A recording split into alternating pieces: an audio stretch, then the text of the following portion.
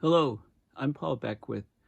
A new paper has just come out recently that looks at coastlines, how they can respond to sea level rise.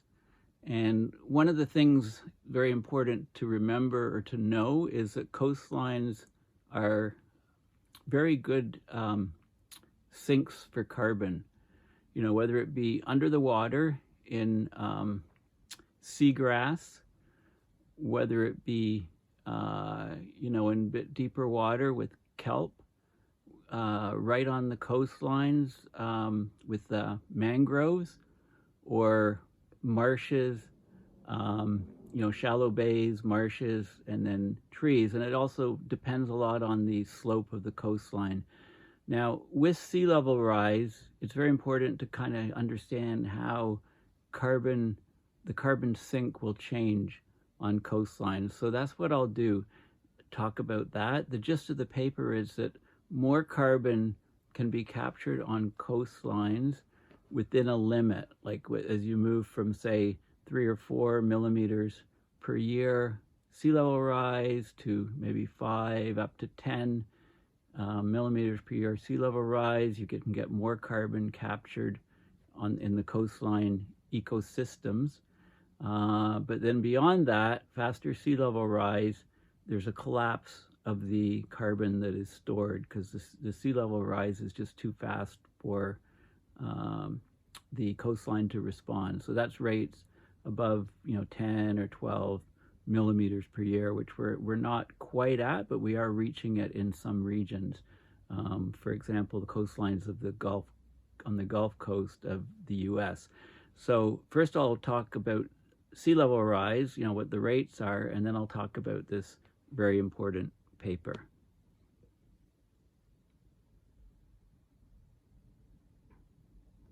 Just set up my camera here. Okay. Okay. So this is a paper. This is a key figure in the paper. You've got the bay here, and you've got a marsh here, and then you've got a forest. Okay, so in the marsh you have vertical accretion, which is a function of sediment and biomass. So you've got biomass on here, and as it dies, the litter comes on here, and it builds up the sediments. So you also get carbon captured, which is this arrow here. In the forest, of course, the forest retreat as sea level is rising is a function of sea level rise amount, but also the slope, of course, and carbon is captured and goes into the soils here. These green arrows are called autochthonous carbon input. Okay, it's carbon input in place. The carbon's generated and put in the soils right in place. Over here, these arrows are allochthonous carbon input. The carbon is brought to the region from elsewhere. So you get coastal erosion, you get edge erosion, which is a function of the wind, the depth, the fetch, right? The fetch, the distance over which the wind is blowing, making the waves bigger. You get carbon leaving when you get edge erosion. You also get carbon brought in from the ocean. And this is this carbon is when you have waves and things, and you've got in the marshes you have a layer of brine, salty water, and the carbon comes in from the ocean, from the bay into this region. So you have all these processes going on. So the question is do these processes increase or decrease with sea level rise? So I'll get to that. Let's first look at the amount of sea level rise. So this is an up-to-date image of sea level rise from 1993 to 2022, early 2023. And you can see, there was a period here where it rose about 2.1 millimeters per year. Then that was notched up to about 2.9 millimeter per year. And since January 2013 to now, it's notched up even higher to 4.5 millimeters per year. This is global average sea level rise, okay? So remember those sort of numbers are up to about 4.5. But so this article is actually quite interesting. It's just climate, ice sheets, and sea level. The news is not good. It's from February 16th, 2023. The number of people threatened by sea level rise has been underestimated by tens of millions because of poorly interpreted satellite data and a lack of scientific resources in developing countries. Greenland and Antarctica have shed more than 500 billion metric tons annually since 2000. That's 6 icy Olympic swimming pool volumes of water every second. These kilometer-thick ice cubes have replaced glacier melt as the single biggest source of sea level rise, which has accelerated threefold over the last decades compared to most of the 20th century. Okay, up to now, climate models have underestimated how much ice sheets will add to future sea level rise because they mostly looked at the one-way impact of rising air temperatures. But there's a complicated interaction, of course, between the atmosphere, the oceans, the ice sheet, and ice shelves, also sea ice. Okay, so basically, so there's been a number of different studies on glaciers, on Antarctica, on Greenland, etc. You know, this is the summary plot. There was misinterpreted data.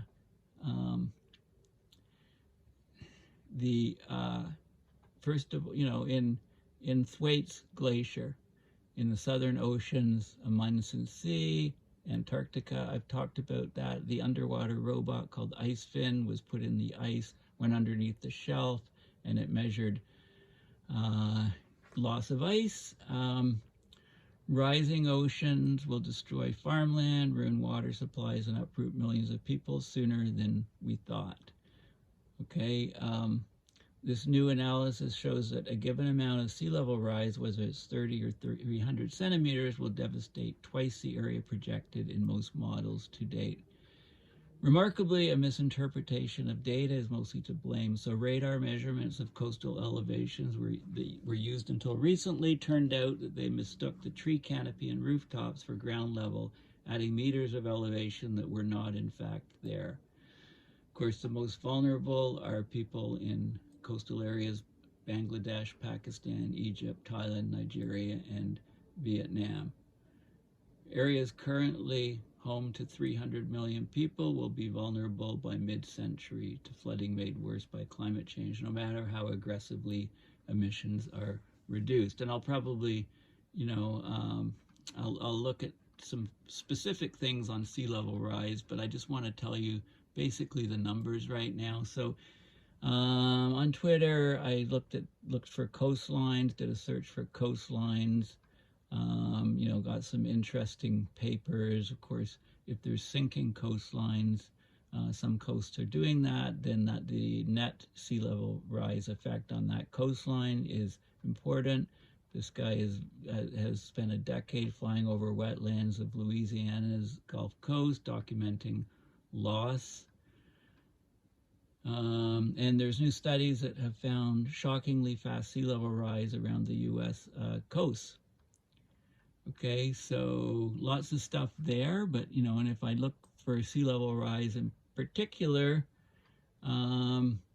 there's a new paper by Bill Ripple et al. On sea level rise from, you know, it shows Antarctic ice mass loss, Greenland loss, glacier loss, sea ice over here. Of course, dramatic sea level rise along the Gulf Coast. It means New Orleans is growing more at risk to major storms and flooding even more quickly than expected. And this paper, this is interesting. How much time, money, and resources will we waste planning for a completely unrealistic sea level rise because some climate scientists made a model using RCP SSP 8.5 to get a headline? Right. Really? Okay. Well, anyway, the global survey shows planners using widely varying sea level rise projections. Okay, so, you know, this is probably a paper worth talking about at some point. Okay, so let's go to this. So here's the study, an article on the study that shows shockingly fast sea level rise along the U.S. southeast and Gulf Coast. So this is a new study in Nature Communications. The sea level rise was about 10 millimeters, 0.4 inches per year around the Gulf states and the southeast since 2010. Okay, remember that graph I showed you of global sea level rise? It only goes up to 4.5. So the sea level rise in these regions of the US is actually more than double what the global rise is. So there's been record rates of sea level rise in the last 12 years. This accelerated rate is huge. It spans from the Gulf of Mexico up to Cape Hatteras in North Carolina, also in the Caribbean. And they looked at different factors that could have affected it. And basically, there's a lot of factors, but one of the reasons in the last 12 years for the accelerated rates of sea level rise, they've correlated with the expansion of the subtropical gyre that includes the North Atlantic Ocean and Caribbean. So gyres are rotating ocean currents. Ocean warming and changing wind patterns have altered currents in the gyre. Warming water expands, but also the gyre is expanding, and that's because of probably changes to the AMOC, the Atlantic Meridional Overturning Circulation, like the Gulf Stream. It's bringing warmer waters closer over to the coast. If the gyre speeds up, it tightens. If it slows down, it expands. And so I think that's what's happening as the AMOC slows down. As the gyres slow down, they expand, they override the continental shelf and make sea level rise much higher than the global average. Okay, lots of erosion in Louisiana. They've lost 2,000 square miles of land between 1932 and 2016. 64% of the Texas coast is eroding about 6 feet per year. Florida is having problems, of course. Right, so we've got a huge problem going on here with sea level rise. And now to this study. So let's have a look at how much carbon is captured in coastal regions. So coastal ecosystems are a natural storehouse for carbon. So bays, marshes, seaside forests, they're being looked to as nature-based solutions to help combat climate change if we could preserve, protect, and even expand them. But the capacity of these ecosystems to take up CO2 from the atmosphere depends on diverse and often conflicting factors, including sediment supply, coastal slope, of course, the tidal range, the waves that are occurring, and also changes in sea level. Okay, so there's a new computer model to understand the modes and longevity of coastal carbon storage. This study simulates how carbon moves among coastal ecosystems as rising seas cause their boundaries and relative sizes to shift. Okay, previous studies of coastal or blue carbon have largely focused on its fate within single static habitats, like only the forest or only the bay or only the marsh, but there's interconnections between them all. So the key takeaway from this paper is that coastal system is resilient and can continue to store increasing amounts of carbon at moderate rates of sea level rise.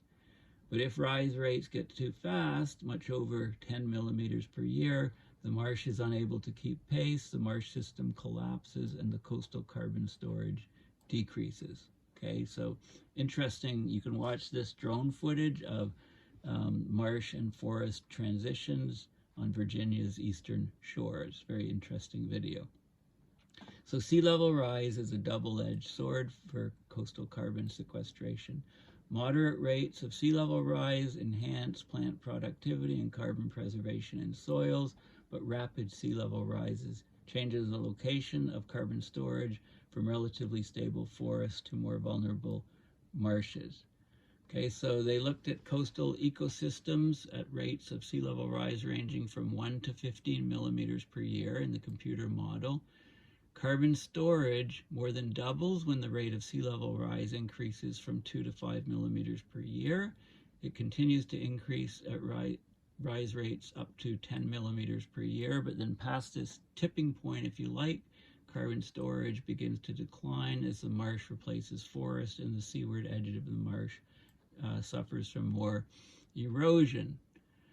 Okay, and so the 1 to 15 millimeter, it kind of brackets sea level rise that people are seeing around the world in different regions. Like, for example, along the U.S. East Coast in 2022, sea level rise, it ranged from 1.4 millimeter per year in Portland, Maine, to 5.38 millimeters per year in Norfolk, Virginia, while the 10 millimeter per year benchmark is being approached at a few sites along the U.S. Gulf Coast.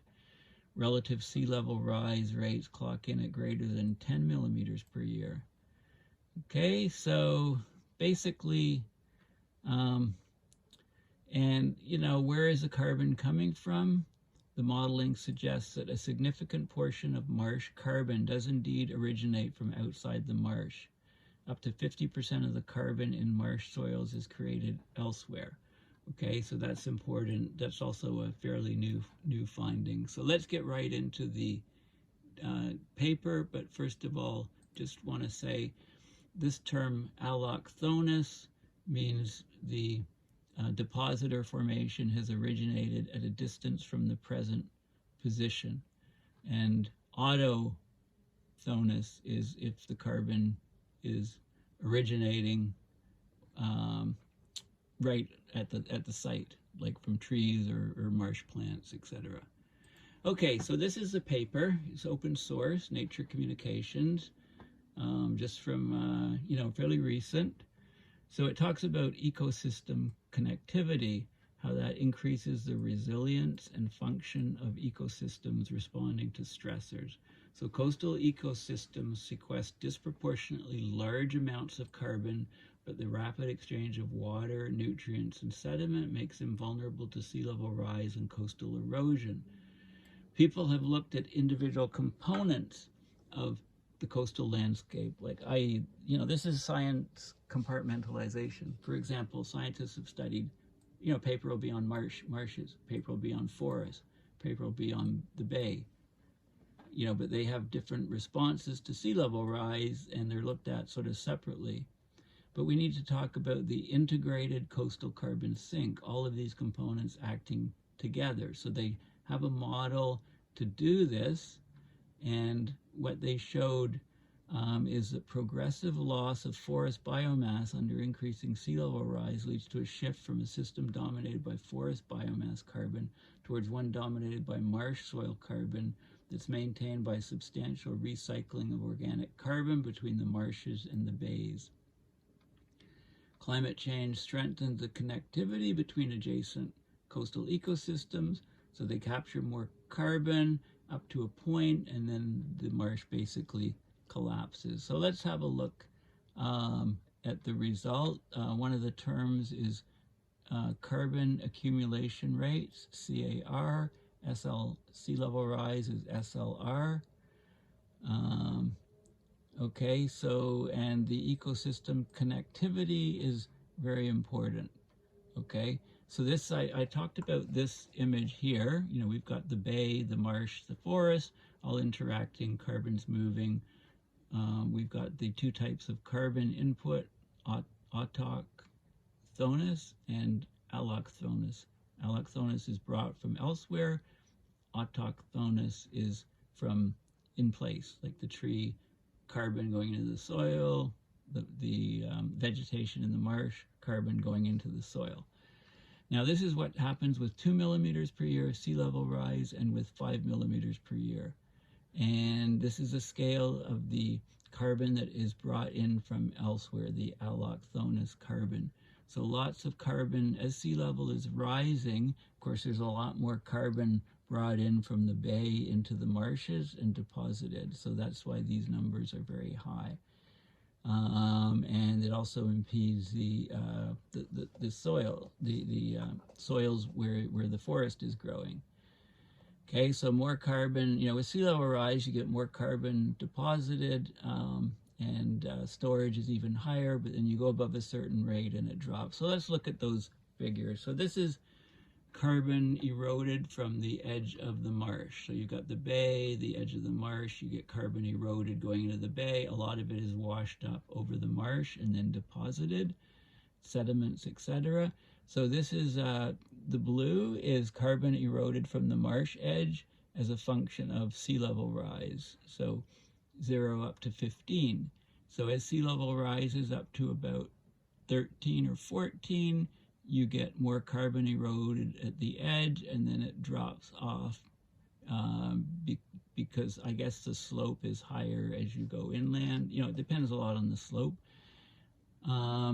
Meanwhile, this is the allochthonous carbon deposited on the marsh surface. So sea level rises, you get more carbon brought in and deposited on the marsh surfaces up to, just under 10 millimeters per year. And the percentage of contribution of recycled carbon, so carbon's lost from the edge and then gets washed back on, that the percentage decreases, and then it increases and then drops again. So interesting response from the model. So here we go. This is one of the key figures here. So this is the carbon accumulation rate, the CAR, average over the past 100 years over marsh platform. Okay, so this is the auto. This is the carbon deposited in the marsh directly from the vegetation, increases up to a point and then decreases. This is carbon that is brought in from the bay, from elsewhere, and deposited in the marsh. Okay, so it increases, it peaks earlier and drops. If you add the two blue curves together, you get, this is the total carbon stored in the marsh, increasing up to about 10 millimeters per year of sea level rise, and then decreasing. If the rates get too high, it can't keep up. If you get rid of the carbon coming in from elsewhere, then these are the curves that you get. But anyway, what this curve is here, this is the marsh width. So as sea level is rising, the width of the marsh actually increases in their model up to, peaks at about 10 millimeters per year of sea level rise. And then if sea level rise is too fast, then the erosion dominates and the marsh width actually decreases. So this is marsh width in meters. So, it increases here to about 1.92 kilometers almost, and then decreases to about under 1.5, 1.4 kilometers. Okay, so this is very key. And this is also very key. So this is the carbon stock in terms of kilogram that is stored in these different things. So the bay carbon increases with sea level rise. You get more coastal erosion as sea level's rising.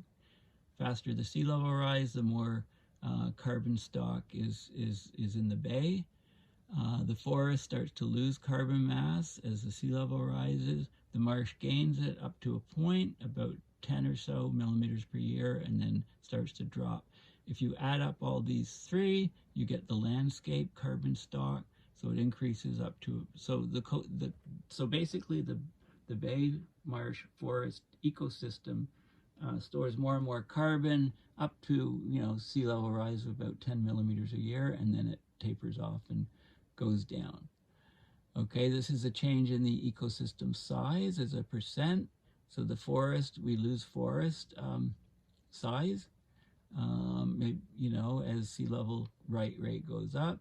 Bay stays about the same, right? Not much percentage change.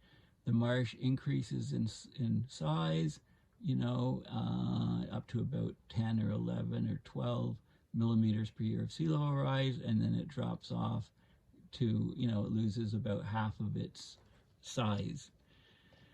Okay, so those are key images, and yeah, basically that's this paper.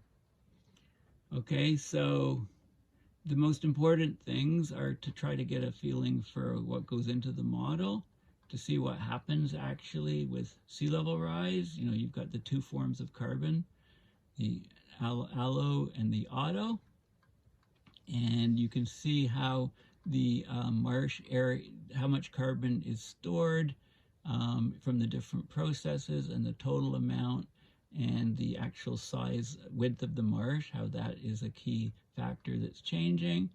And the whole landscape, you know, carbon stored in the marsh, the forest, the bay, they all have sea level rise dependencies, causing it to peak at about that 10 rate. Okay, so again, this is key because, you know, let's just remind you of this image here. This is global sea level rise, okay? But in individual regions, it can vary quite a bit. This basically, you know, on the U.S. Southeast and Gulf Coast, we're getting rates of 10 millimeters per year, which is already at that cutoff, right? That cutoff period here, 10 millimeters per year.